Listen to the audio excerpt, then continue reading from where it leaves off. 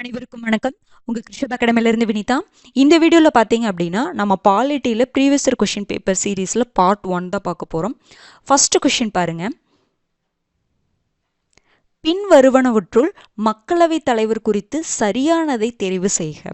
மக்களவைத் தலைவரின் நிலை இங்கிலாந்தில் உள்ள பொதுமக்கள் சபையின் தலைவருக்கு நிகரானதாகும். பாராளுமன்றத்தின் கூட்டத்திற்கு இவரே தலைமை தாங்குகிறார். இந்தியாவின் முதல் பெண் மக்களவைத் தலைவர் திருமதி ரமாதேவி ஆவார். இதில் எது சரின்னு கேட்டிருக்காங்க. இப்போ பாருங்க, மக்களவைத் தலைவரின் நிலை இங்கிலாந்தில் உள்ள பொதுமக்கள் சபையின் தலைவருக்கு நிகரானது அப்படின்னு கேட்டால் கரெக்டு தான். அதாவது இப்போ நம்ம ஒரு கெஸ்ஸில் போடலாம். இது எப்படின்னா, இங்கிலாந்திலிருந்து தான் நம்ம பாராளுமன்ற முறை அரசாங்கம் அந்த ஃபீச்சரை இங்கிலாந்திலிருந்து தான் நம்ம எடுத்துக்கிட்டோம். அப்போ அது ரிலேட்டடாக வரக்கூடிய விஷயங்கள், பிரதமர் அந்த மாதிரிலாம் வருது பார்த்தீங்கன்னா, பிரதமர், சபாநாயகர் அதெல்லாம் வரும்பொழுது இங்கிலாந்திலிருந்து எடுக்கப்பட்டது அப்படின்னு தெரிஞ்சுக்கலாம். ஆனால் அது படிக்காத போது இந்த மாதிரி கெஸ் பண்ணலான்னு சொல்கிறேன். ஓகேங்களா? நீங்கள் படிச்சிருப்பீங்க, சில பேர் படிச்சிருக்கலாம். அதாவது இங்கிலாந்துடைய பொசிஷன், ஸ்பீக்கருடைய பொசிஷனும் இந்தியாவில் இருக்கக்கூடிய ஸ்பீக்கருடைய பொசிஷனும் சமம் அப்படிங்கிற மாதிரி, சிமிலர் அப்படிங்கிறது நீங்கள் படிச்சிருந்துருக்கலாம். ஆனால் இது கரெக்ட் தான். ஓகேங்களா? அடுத்தது பாருங்க, பாராளுமன்றத்தின் கூட்டத்திற்கு இவரே தலைமை தாங்குகிறார். ஸ்பீக்கர் தான், சபாநாயகர் தான் தலைமை தாங்குறார். இது எல்லாத்துக்குமே தெரிஞ்சது தான். இந்த பாராளுமன்றத்துடைய கூட்டத்திற்கு யார் அழைப்பு விடுப்பாங்கன்னா குடியரசுத் தலைவர். இப்போ ஒரு மசோதாவை ஏதோ ஒரு அவையில், மக்களவை இல்லைன்னா மாநிலங்களவை, ஏதோ ஒரு அவையில் தாக்கல் பண்ணுறாங்க. அந்த மசோதா அங்கே ஒப்புதல் பெறப்பட்டு இன்னொரு அவைக்கும் ஒப்புதல் வாங்கணும் இல்லைங்களா? அப்போ இன்னொரு அவைக்கு அனுப்பும் பொழுது அந்த அவை ஒரு 6 மாதத்துக்குள்ளே அதுக்கு ஒப்புதல் தெரிவிக்கணும். ஆனால் ஒப்புதல் தெரிவிக்காமல் பெண்டிங்லேயே வச்சுருந்துச்சு அப்படின்னா என்ன பண்ணுவாங்கன்னா, குடியரசுத் தலைவர் ஒரு 6 மாதம் பெண்டிங்லேயே இருக்குது அப்படின்னா, அதை தாண்டிருச்சு அப்படின்னா குடியரசுத் தலைவர் என்ன பண்ணுவாங்கன்னா கூட்டத்திற்கு அழைப்பு விடுவார். அந்த மசோதா தொடர்பான அந்த முரண்பாட்டை தீர்ப்பதற்காக அதே மாதிரி கூட்டத்திற்கு லோக்சபா, ராஜ்யசபா ரெண்டையுமே என்ன பண்ணுவாங்கன்னா கூட்டத்திற்கு அழைப்பு விடுப்பவர் யாருன்னு பார்த்தீங்கன்னா குடியரசுத் தலைவர். அந்த கூட்டத்திற்கு தலைமை தாங்குபவர் யாருன்னு பார்த்தீங்கன்னா சபாநாயகர் தான். ஓகேங்களா? அங்கே என்ன நடக்கும்னா, பொதுவாக எத்தனை பேர் இருப்பாங்க பார்த்தீங்களா, அதுலேருந்து என்ன பண்ணுவாங்க அப்படின்னா எத்தனை பேர் ஒப்புதல் தெரிவிக்கிறாங்க அப்படின்னு சொல்லிட்டு பார்ப்பாங்க. புரிஞ்சுதுங்களா? அப்போ இது கரெக்டு தான். அடுத்தது பாருங்க, இந்தியாவின் முதல் பெண் மக்களவைத் தலைவர் யாருன்னு பார்த்தீங்கன்னா திருமதி ரமாதேவியா கிடையாது. மீரா குமார் தான் முதல் பெண் மக்களவைத் தலைவர். அப்போ ஆப்ஷன் என்னதுங்க? 1, 2 தான் சரி. ஆப்ஷன் சி தான்.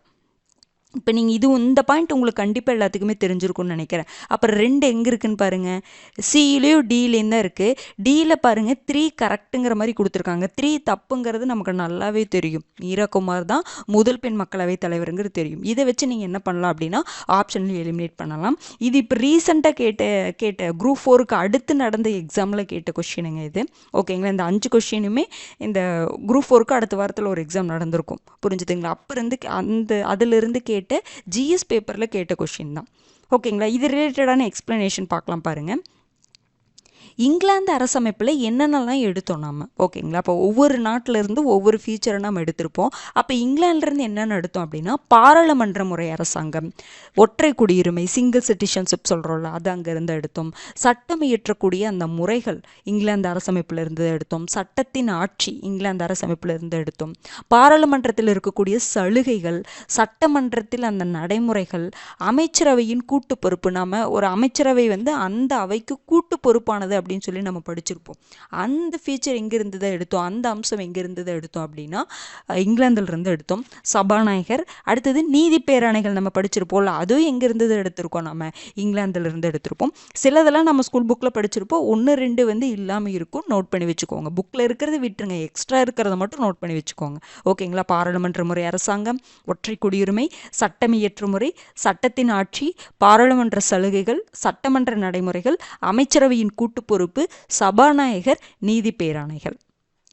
அடுத்தது பாருங்க, பாராளுமன்றம் கூட்டத்தை பற்றி நம்ம பார்க்கலாம். நான் முன்னாடியே சொன்னேன், ஒரு அவையில் இப்போ என்ன சொல்லலாம் அப்படின்னா லோக்சபாவில், மக்களவையில் ஒரு மசோதாவை தாக்கல் பண்ணி அது ஒப்புதல் பெறப்பட்டது. அவங்க என்ன பண்ணணும்னா ராஜ்யசபாவுக்கு அனுப்பணும், மாநிலங்களவைக்கு அனுப்பணும். மாநிலங்களுக்கு அனுப்பும் பொழுது அவங்க அதற்கு எந்தவித பதிலும், ஒப்புதலை 6 மாதத்துக்குள்ளே அனுப்பணும். எந்தவித பதிலுமே சொல்லாமல், ஓகேங்களா, அவங்க நிறுத்தி வச்சிருக்காங்க அப்படின்னா ஒரு 6 மாதம் தாண்டினதுக்கப்புறம் குடியரசுத் தலைவர் என்ன பண்ணுவார்னா பாராளுமன்ற கூட்டத்தை கூட்டுவார். அதை சொல்லக்கூடிய ஆர்டிக்கல் தான் ஆர்டிக்கல் 108. ஓகேங்களா? அப்போ இந்த கூட்டத்திற்கு அழைப்பு விடுப்பவர் யாருன்னு பார்த்தீங்கன்னா குடியரசுத் தலைவர் தான். இந்த கூட்டத்திற்கு யார் தலைமை தாங்குபவர் அப்படின்னு பார்த்தீங்கன்னா சபாநாயகர். இந்த இன்ஃபர்மேஷன் தெரிஞ்சுக்கணும். அழைப்பு விடுப்பவர் குடியரசுத் தலைவர், தலைமை தாங்குபவர் பார்த்தீங்கன்னா சபாநாயகர்.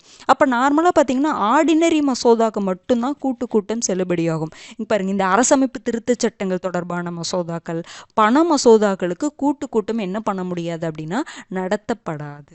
பண மசோதா வந்து முழுசாக யாருடைய கண்ட்ரோலில் தான் இருக்கும், லோக்சபாவுடைய கண்ட்ரோலில் தான் இருக்கும். அவங்க ராஜ்யசபாக்கு அனுப்புவாங்க, மாநிலங்களவைக்கு அனுப்புவாங்க. மாநிலங்களவை ஒப்புதல் தெரிவித்தாலும் தெரிவிக்கலினாலும் என்ன பண்ணுவாங்க, பண மசோதாவை அதை சட்டமாக ஆக்கிடுவாங்க. புரிஞ்சுதுங்களா? அதே மாதிரி அரசமைப்பு திருத்த சட்டங்களுக்கு என்ன பண்ண முடியாதுன்னா கூட்டம் நடத்தப்படக்கூடாது. ஓகேங்களா? நடத்தப்பட முடியாது, கூடாது அப்படிங்கிறத முடியாது. அடுத்தது பாருங்க, சபாநாயகர், மக்களவை தலைவர்னு தான் நம்ம என்ன சொல்லுவோம், சபாநாயகர்னு சொல்லுவோம், ஸ்பீக்கர் அப்படின்னு சொல்லுவோம். ராஜ்யசபாவில் நம்ம சேர்மன் அப்படின்னு சொல்லுவோம். இந்தியாவின் முதல் பெண் மக்களவை தலைவர் யாருன்னு பார்த்தீங்கன்னா மீரா குமார். அவங்க பதவி வகித்த காலம் 2009 to 2014. இந்தியாவின் இரண்டாவது பெண் மக்களவை தலைவர் யாருன்னு பார்த்தீங்கன்னா சுமித்ரா மகாஜன். இவங்க பீரியடு முடிஞ்சோன்னே இவங்க வர்றாங்க 2014 to 2019. இந்தியாவின் முதல் மக்களவை தலைவர் யாருன்னு பார்த்தீங்கன்னா கணேஷ் வாசுதேவ் மௌலாங்கர். ஜிவி மௌலாங்கர் நம்ம படிச்சிருப்போம், ஆனால் அந்த எக்ஸ்பென்ஷன் தெரிஞ்சுக்கோங்க. கணேஷ் வாசுதேவ் மௌலாங்கர். பீரியட் பார்த்தீங்கன்னா 1952 to 56. தற்போது யார் இந்தியாவின் மக்களவை தலைவராக இருக்காங்கன்னா ஓம் பிர்லா. 2019 முதல் இருக்காங்க. அப்போ முதல் பெண் மக்களவை தலைவர் மீரா குமார், அந்த பீரியட் ரொம்ப முக்கியம். அடுத்தது இரண்டாவது பெண் மக்களவை தலைவர் பார்த்திங்கன்னா சுமித்ரா மகாஜன். இவங்க முடிஞ்ச உடனே இவங்க. முதல் மக்களவை தலைவர் கணேஷ் வாசுதேவ் மௌலாங்கர். தற்போது யார் இருக்காங்க அப்படின்னு பார்த்தீங்கன்னா ஓம் பிர்லா. அப்போ திருமதி ரமாதேவி அப்படின்னு சொல்லி கொடுத்துருந்தாங்க பார்த்தீங்களா கொஷினில். இவங்க யாருன்னு பார்த்தீங்கன்னா இந்தியாவின் முதல் பெண் தலைமை தேர்தல் ஆணையர் தான் திருமதி ரமாதேவி அவர்கள். ஓகேங்களா? ஃபர்ஸ்ட் கொஷினுக்கான எக்ஸ்ப்ளனேஷன் புரிஞ்சிருக்கும்னு நினைக்கிறேன் எல்லாத்துக்கும். இது ஃபுல்லாகவே முக்கியமான இன்ஃபர்மேஷன்ஸ் தான். நோட் பண்ணி வச்சுக்கோங்க. தெரிஞ்சதை விட்டுருங்க, தெரியாததை கண்டிப்பாக நோட் பண்ணி வச்சுருங்க. அடுத்தது பாருங்கள், செகண்ட் கொஷின் பாருங்கள். 42வது அரசியலமைப்பு திருத்தச் சட்டம் 1976 எந்த மாநிலத்திலும் சட்டம் ஒழுங்கை பராமரிக்க தனது படைகளை நிலைநிறுத்த ஒன்றிய அரசுக்கு அதிகாரம் அளித்தது. இது கொஞ்சம் சிலருக்கு, நிறைய பேர்த்துக்கு வந்து புதுசாக இருக்கிற மாதிரி தான் இருக்கும் பாருங்கள். இதுலேயே இந்த கொஸ்டின்லேயே ஒரு இன்ஃபர்மேஷனை நம்ம தெரிஞ்சுக்கலாம். 42வது அரசியலமைப்பு திருத்தச் சட்டம் 1976 ஒன்று ஆட் பண்ணுறாங்க. என்ன அப்படின்னு பார்த்தீங்கன்னா, ஏதாவது மாநிலத்தில், எந்த மாநிலத்திலையும் சட்டம் ஒழுங்கை பராமரிக்க தனது படைகளை நிலைநிறுத்துவதற்கு யாருக்கு அதிகாரம் கொடுத்துருக்கு இந்த சட்ட திருத்தம்? யூனியன் கவர்மெண்ட்டுக்கு, ஒன்றிய அரசுக்கு அதிகாரம் கொடுத்துருக்கு. அப்போ இது ஒன்று ஆட் பண்ணுறாங்க. இந்த ப்ரொவிஷனை என்ன பண்ணுறாங்கன்னா ஆட் பண்ணுறாங்க.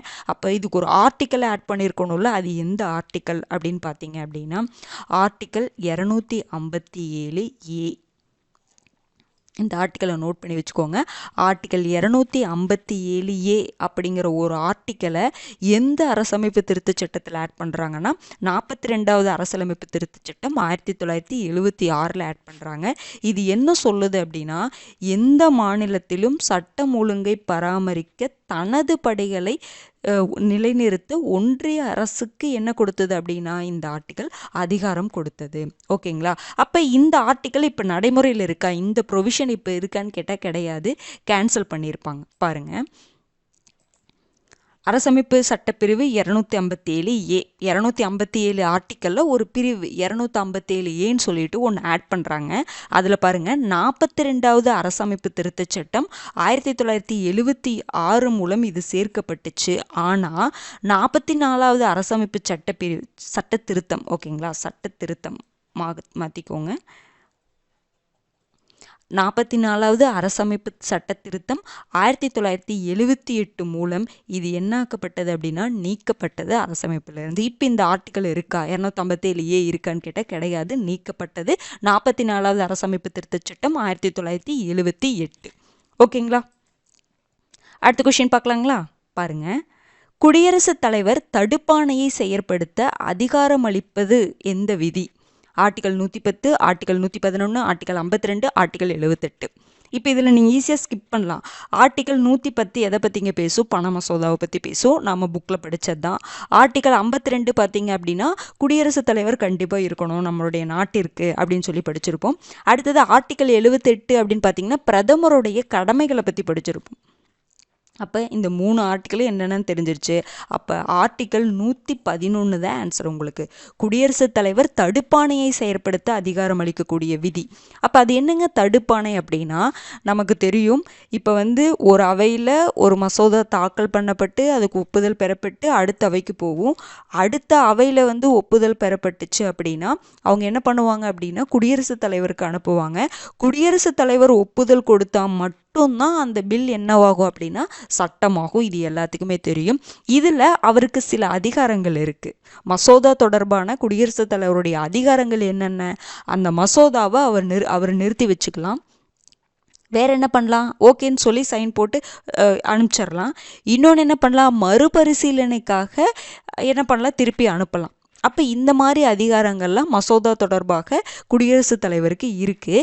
அப்போ அவர் மசோதாவை நிறுத்தி வைக்க ஒரு மசோதா சட்டமாவதற்கு முன் அதனை தடுக்கக்கூடிய அதிகாரம் பிரசிடென்ட்டுக்கு இருக்குது. அதுதான் தடுப்பாணை அதிகாரம்.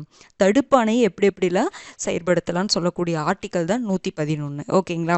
அப்போ என்னென்னலாம் பண்ணலாம் அவர், அதை எப்படி தடுக்கிறதுங்க அப்படின்னா, அவர் நிறுத்தி வைக்கிறாரு பார்த்தீங்களா, சைன் எதுவுமே சொல்லாமல் நிறுத்தி வைக்கிறாருல, அப்படின்னு என்ன அர்த்தம், அந்த சட்டம் மசோதா சட்டமாவதற்கு முன்னாடி அதை என்ன பண்ணுறாரு அப்படின்னா நிறுத்தி வைக்கிறார். அப்போ அதை தடுக்கிறாரு. அது ஒரு அதிகாரம் தான். வேற என்ன பண்ணலாம், மறுபரிசீலனைக்காக அனுப்புறாரு அப்படின்னு அதுவும் என்னது, கொஞ்சம் தாமதப்படுத்துறாரு. அந்த சட்டமாவதற்கு மசோதா சட்டமாவதற்கு கொஞ்சம் தாமதப்படுத்துறாரு. அதுவும் என்னதான் ஒரு தடுக்கக்கூடிய ஒரு அதிகாரம் தான். இல்லைன்னா டோட்டலாக எதுவுமே சொல்லாமல் ரிஜெக்ட் பண்ணிடுறது அப்படிங்கிறதும் என்னதான் தடுக்கக்கூடிய அதிகாரம் தான். புரிஞ்சுதுங்களா. அதை பற்றி சொல்கிறதான் ஆர்டிக்கல் 111. அப்போ இதில் என்ன சொல்ல எக்ஸ்பிளனேஷன் பாருங்கள். அரசமைப்பு சட்டப்பிரிவு 111 குடியரசுத் தலைவரின் தடுப்பாணையை செயல்படுத்தக்கூடிய அதிகாரத்தை பற்றி இது சொல்லுது. இப்போ டோட்டலாக பார்த்தீங்கன்னா தடுப்பு அதிகாரங்கள் அப்படின்னு சொல்லிட்டு ஒரு 4 சொல்லுவாங்க. Absolute veto, suspension veto, pocket veto, இன்னொன்று குவாலிஃபைடு வீட்டோன்னு சொல்லுவாங்க. டோட்டலாக வேர்ல்டு ஃபுல்லாக இது வீட்டோ பவர்னு சொல்லிட்டு இந்த 4 சொல்லுவாங்க. இது நம்மளுடைய இந்த வீட்டோ இருக்குது பார்த்தீங்களா, இது நம்மளுடைய இந்திய அரசமைப்பில் டைரெக்டாக கொடுத்துருக்காங்க. இந்த வேர்டு மென்ஷன் பண்ணி கொடுத்துருக்காங்கன்னு கேட்டால் கிடையாது. புரிஞ்சுதுங்களா. இது நம்ம அவருக்கு இருக்கக்கூடிய அதிகாரம் வச்சு நம்ம பிரிச்சிருக்கோம். அப்போ இந்த 4 வீட்டோ வேர்ல்டு ஃபுல்லாக இருக்கக்கூடிய வீட்டோ தான். ஓகேங்களா.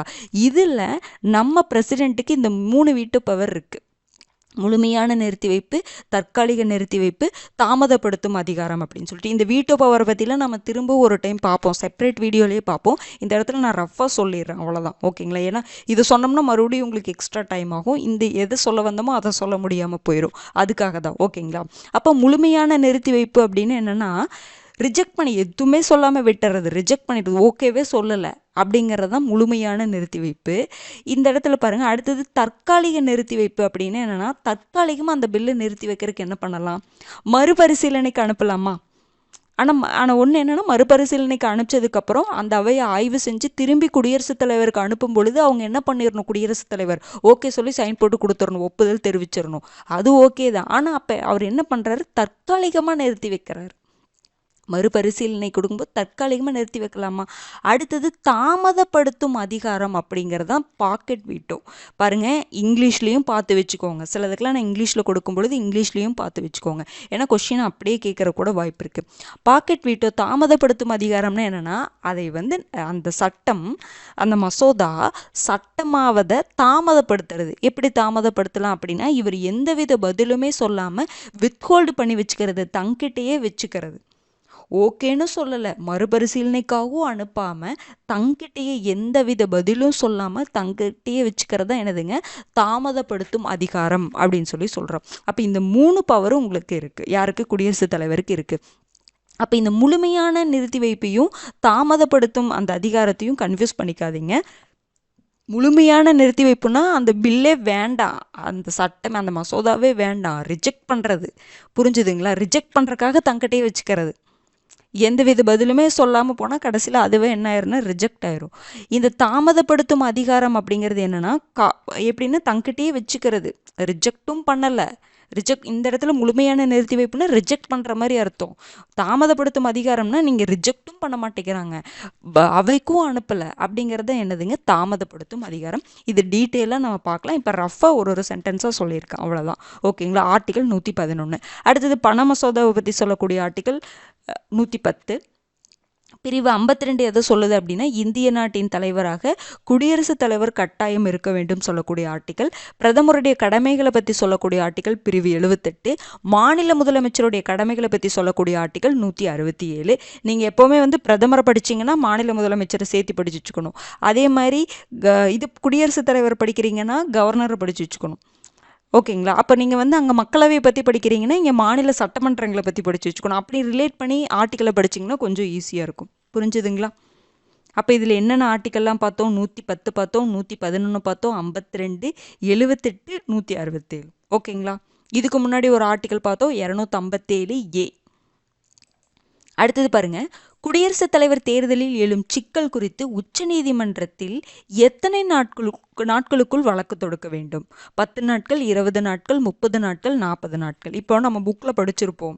அதாவது குடியரசுத் தலைவர் தேர்தலில் ஏதாவது சிக்கல் எழுது அப்படின்னா நம்ம உச்சநீதிமன்றம் தான் அதுக்கு தீர்ப்பு சொல்ல முடியும். தேர்தல் ஆணையங்கள் வந்து தேர்தல் ஆணையம் தலையிட முடியாது அப்படின்னு சொல்லிட்டு புக்கில் படிச்சிருப்போம். இவங்க கேட்டிருக்காங்க பாருங்க. அப்போ எத்தனை நாட்களுக்குள் வழக்கு தொடுக்க வேண்டும் அப்படிங்கிற மாதிரி கேட்டிருக்காங்க. புரிஞ்சுதுங்களா? அப்போ எத்தனை நாட்களுக்குள் வழக்கு தொடுக்கணும்னா 30 நாட்களுக்குள்ள. குடியரசுத் தலைவர் தேர்தலும் சரி, துணை குடியரசுத் தலைவர் தேர்தலையும் சரி, அதில் ஏதாவது பிரச்சனை நடந்துச்சு அப்படின்னா யார் தான் வந்து இந்த பிரச்சனையை தீர்த்து வைப்பாங்க, இல்லைன்னா இதுக்கு ஒரு தீர்ப்பு சொல்லுவாங்க அப்படின்னு பார்த்தீங்கன்னா உச்சநீதிமன்றம் தான் தீர்ப்பு சொல்லும். ஓகேங்களா? அப்போ அந்த உச்சநீதிமன்றத்தில் யாராவது ஒரு வழக்கு தொடுக்கணும்ல. அப்போ பார்த்தீங்கன்னா எத்தனை நாட்களுக்குள் வழக்கு தொடுக்கணும்? இப்போ தேர்தல் ரிசல்ட் வந்து எத்தனை நாட்களுக்குள் வழக்கு தொடுக்க வேணும் அப்படின்னா 30 நாட்களுக்குள் என்ன பண்ணணும் அப்படின்னா வழக்கு தொடுக்கணும். அப்போ இதை பற்றி சொல்லக்கூடிய ஆர்டிக்கல் என்ன அப்படின்னு பார்த்தீங்கன்னா பிரிவு 71. குடியரசுத் தலைவர், துணை குடியரசுத் தலைவர் தேர்தல் பற்றி எழும் சந்தேகங்கள் மற்றும் சர்ச்சைகள் ஆய்வு செய்து தீர்ப்பை வெளியிடும் அதிகாரம் உச்சநீதிமன்றத்திற்கு தான் இருக்கு. இந்த உச்சநீதிமன்றம் தீர்ப்பு தான் இறுதியானதும் கூட. இதுக்கு மேலே அவங்க ஒன்றுமே பண்ண முடியாது.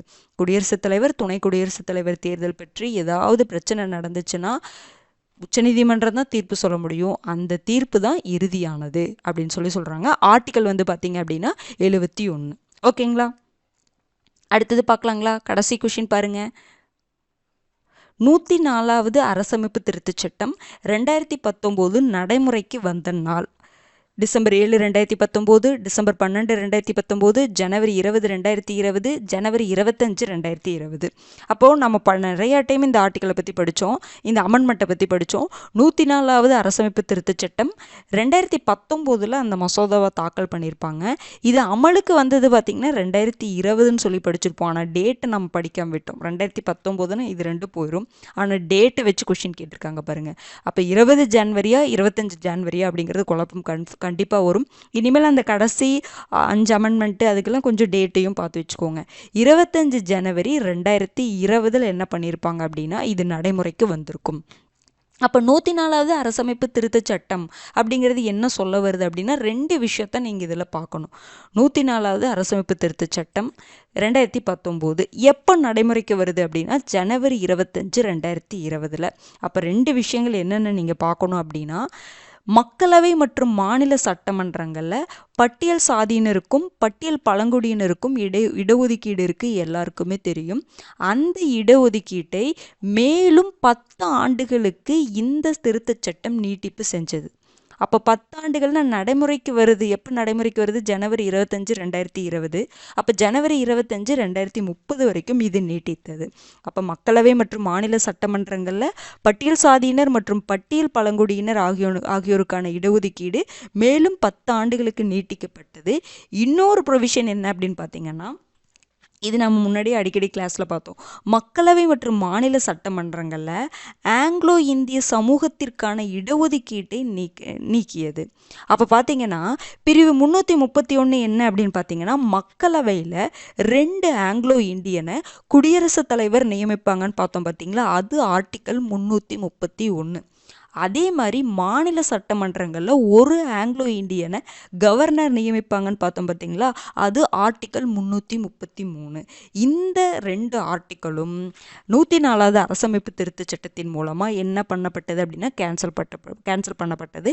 அப்போ ஆங்கிலோ இந்திய நியமனம் அப்படிங்கிறது 104வது அரசமைப்பு திருத்தச் சட்டத்தின் மூலமாக நீக்கப்பட்டது. தெரிஞ்சுக்கோங்க. ஓகேங்களா? அப்போ இந்த 2 விஷயங்களையும் பார்த்துக்கோங்க.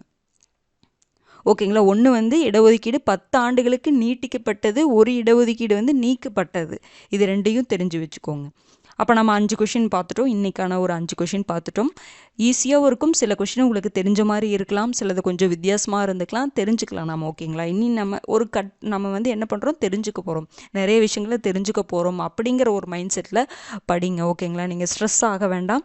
நிறைய விஷயங்கள் நம்ம தெரிஞ்சுக்க போகிறோம், கற்றுக்க போகிறோம். நிறைய பேத்துக்கு நம்ம இதை வந்து நம்ம ஃப்ரெண்ட்ஸுக்கு சொல்லித்தரலாம், அந்த மாதிரி. ஓகேங்களா. நம்ம தெரிஞ்சுக்க போகிறோம், மற்றவங்களுக்கு சொல்லித்தர போகிறோம், எக்ஸாமில் அதை அப்ளை பண்ண போகிறோம். கண்டிப்பாக நமக்கு நல்ல ரிசல்ட்டு தான் கிடைக்கும். ஓகேங்களா. ரெகுலராக வந்து நீங்கள் எழுதிக்கிட்டே வாங்க. ஒரு வீடியோ போடும்பொழுது அன்றைக்கே நீங்கள் வந்து நோட் பண்ணி வச்சுக்கோங்க, பெண்டிங் வைக்க வேண்டாம். ஏன்னா கடைசியில் வந்து எக்ஸாம் டைமில் நம்ம எல்லாமே உட்காந்து நம்மளால் பார்க்க முடியாதுங்க. இப்போவே வந்து நம்ம வந்து என்ன பண்ணிக்கலாம்னா, இப்போவே கொஞ்சம் கொஞ்சமாக நம்ம டைம் கிடைக்குதுன்னா கொஞ்சம் கொஞ்சமாக பார்த்து அப்பப்போவே நோட் பண்ணி வச்சுக்கிட்டோம் அப்படின்னா கடைசியில் உங்களுக்கு என்னவா இருக்காதுன்னா பாரமாக இருக்காது. இப்போ இருந்தே அதை ஃபாலோ பண்ணிக்கோங்க. அதை தான் நான் சொல்கிறேன். கடைசியை மட்டும் தள்ளி மட்டும் போடாதீங்க. அன்னைக்கான வேலையை முடிஞ்ச அளவுக்கு அன்றைக்கி முடிச்சிருங்க. முடியாத பட்சத்தில் தான் அடுத்த நாளுக்கு போகணுமே ஒழிஞ்சு அன்றைக்கே முடிச்சிட்டிங்கன்னா உங்களுக்கு கடைசியில் ஒரு பாரமாக இருக்காது. ஸ்ட்ரெஸ் எக்ஸாம் டைமில் நம்ம எவ்வளோ ஸ்ட்ரெஸ் ஆகிறோம் எல்லாத்துக்குமே தெரியுது இல்லைங்களா. அப்போ அந்த ஸ்ட்ரெஸ் எல்லாம் குறைக்கணுன்னா இப்போவே நீங்கள் கொஞ்சம் கொஞ்சமாக கஷ்டப்படுங்க. ஓகேங்களா. அப்பப்போவே வந்து நோட் பண்ணிக்கிட்டிங்கன்னா உங்களுக்கு ஈஸியாக இருக்கும். அதுக்காக தான் சொல்கிறேன். இதில் எல்லாமே முக்கியமான அந்த கொஷினை மட்டும் பார்க்கல, அது ரிலேட்டடான இன்ஃபர்மேஷனையும் பார்க்குறோம். எல்லா சப்ஜெக்ட்டுக்கும் இந்த மாதிரி உங்களுக்கு வந்து பார்ட் 1 பார்ட் 2 அப்படின்னு சொல்கிற மாதிரி நம்ம வந்து கொஷின்ஸ் வந்து போடுவோம். ஓகேங்களா. யூஸ் பண்ணிக்கோங்க. அடுத்த வீடியோவில் சந்திக்கலாம். நன்றி.